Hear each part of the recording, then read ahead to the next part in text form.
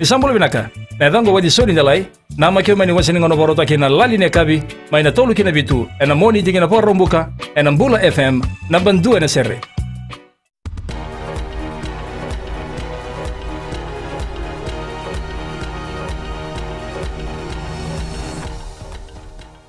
Ni Sambula, sai koyango na vakaleleka ni nonda itukutuku.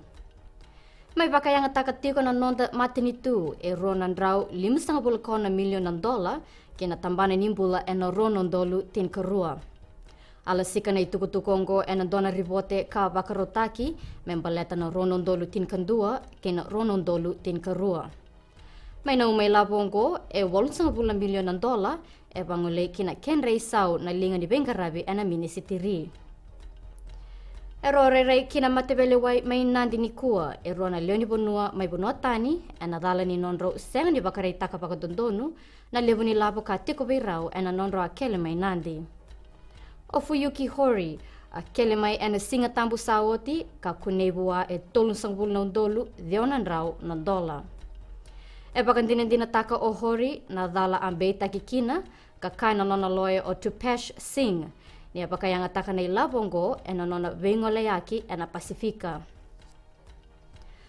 Esa toka tumai kina nonda bonua e na mataka ni kua na ngone leo kan dau kile levu e na yada na aba e na yale alo na yahamen gargar kili.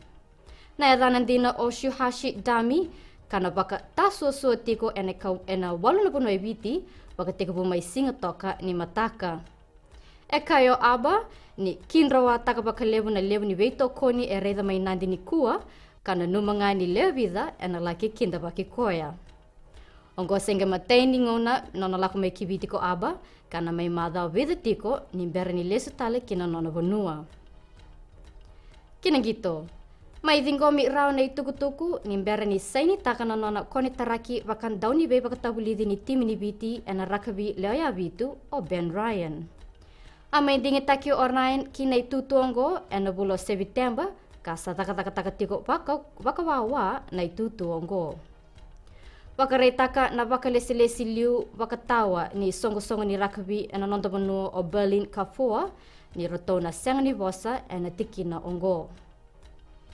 Sa may tabay keri na baka lelaka ni nonda itukutuku ni temo demanda.